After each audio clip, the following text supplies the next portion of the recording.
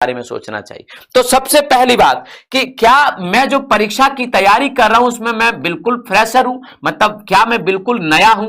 यदि हां है कि भैया मैं बिल्कुल नया हूं, यदि हां है तो क्या मैं बिल्कुल नया हूं?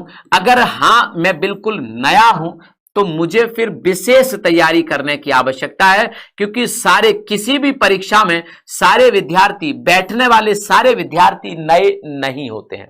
पहली बात, सारे विद्यार्थी जो उस परीक्षा को दे रहे होते हैं उसमें सारे नए नहीं होते हैं। हो सकता है आप शुरुआत कर रहे हो, लेकिन हो सकता है परीक्षा देने वाले 30% विद्यार्थी एकदम मजे हुए हों, और इतने तो होते ही होते हैं।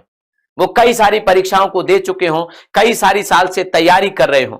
ये कंपटीशन में ऐसे ही होता है। आपकी 10वीं क्लास में सारे लोग एक साथ 10वीं क्लास में आते हैं और सारे लोग जीरो से 10वीं क्लास का सिलेबस पढ़ते हैं, या सारे लोग 11वीं क्लास में एक साथ जाते हैं, तो आप अपने मित्र को, अपने साथी को जबरदस्त चुनौती दे सकते हैं मेहनत करके। लेकिन यहां चुनौती देना थोड़ा कठिन होता है, क्योंकि मान लो कि अगर 10,000 वैकेंसी और उस पर 10 लाख फॉर्म भरे गए तो उसमें से 30% विद्यार्थी ऐसे होंगे जो आपसे बहुत ज्यादा पढ़ चुके होंगे। मतलब 10,000 वैकेंसी पर 3 लाख, 30% का मतलब क्या हुआ?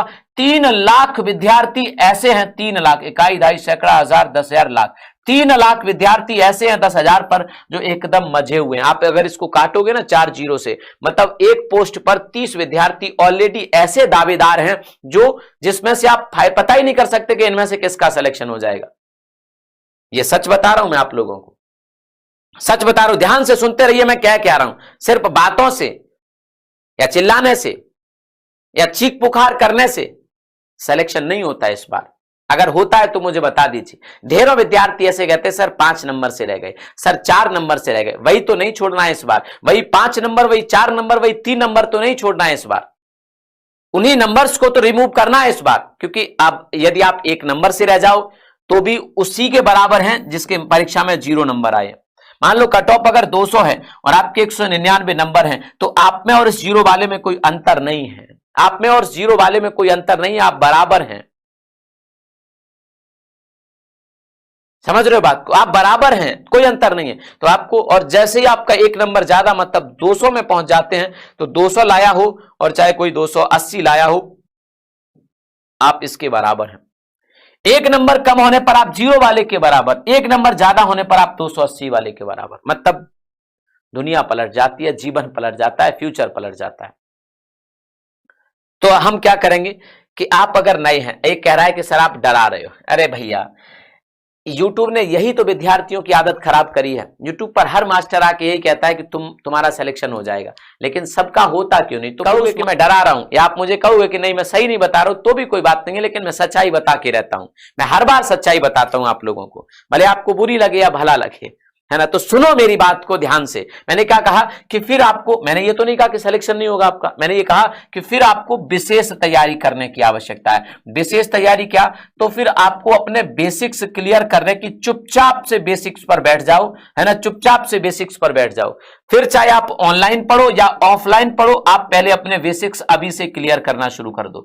ऑफलाइन पढ़ो, है ना, कोई जरूरत नहीं है ऑनलाइन किसी से भी पढ़ो, बट इतना देख लेना कि पढ़ाने वाले अनुभवी लोग हों, है ना, अनुभवी। क्योंकि आज के समय पर यूट्यूब पर ना बाढ़ आ गई, हर 2 महीने में तो टीचर बदल जाते हैं, हर 2 महीने में तो नए टीचर आ जाते हैं। हालांकि अच्छा भी करते हैं, मैं ऐसे नहीं कह रहा कि उनको क्रिटिसाइज कर रहा हूं, लेकिन अनुभव भी एक मायने रखता है। तो मैंने कहा कि फिर आपको बस इतना सा देख लेना है कि पढ़ाने वाला अनुभवी है, उसे सच में आता है कि नहीं आता है, वो जानता है पढ़ाना कि नहीं जानता है, ये जरूर कर लेना। और अगर ये आप पता कर पाए कि पढ़ाने वाला अच्छा टीचर है, अच्छा पढ़ा रहा है, आप मेरे से मोहब्बत करते, मेरे से प्यार करते, इसलिए आप मेरी क्लास में पढ़ेंगे, बिल्कुल धोखा होगा आपके साथ, है ना भैया। मेरे से अगर आप मेरी इज्जत करते, मेरा सम्मान करते, तो सिर्फ सम्मान तक बात रखिए, पढ़िए मत मेरे से अगर मैं आपको ठीक नहीं पढ़ा रहा हूं तो। समझ रहे हो बात को? अगर मैं ठीक नहीं पढ़ा रहा हूं, अगर मैं ठीक पढ़ा रहा हूं तो मैं आपको कितना भी उल्टा सीधा बोलता हूं, लेकिन पढ़िए, क्योंकि आपके कैरियर का सवाल है। तो सबसे पहली बात तो आप टीचर सिलेक्शन में गंभीरता से टीचर को सेलेक्ट करिए कि कौन सा टीचर आपको पढ़ा सकता है, उसका अनुभव क्या है, उसने कितने सालों तक इस फील्ड में पढ़ाया है, या इस तरह की परीक्षाओं को, या कांस्टेबल को या लेखपाल को कितने दिन पढ़ाया है। हमसे भी अगर आप ऐसे पढ़े तो बचें, अगर हम ऐसे पढ़ाएं आपको तो बचें, पहली बात। और ऑफलाइन पढ़ सकते हैं, कोई दिक्कत नहीं है, आपके आसपास में कोई भी ऑफलाइन कोचिंग हो वहां पढ़िए, कोई दिक्कत नहीं है, लेकिन पढ़ाने वाला बढ़िया होना चाहिए, क्योंकि ये बार बार मौका नहीं मिलेगा आपको। एक बार निकल गई भर्ती तो निकल गई, दोबारा नहीं आएगी वो, और आएगी तो पता नहीं तुम ओवर एज होगे कि अंडर एज होगे, कोई पता नहीं बात, समझ रहे हो ना। तो क्या हो जाएगा, अनुभवी टीचर और बढ़िया टीचर के साथ आप अपना रिश्ता जोड़िए और उनसे पढ़िए।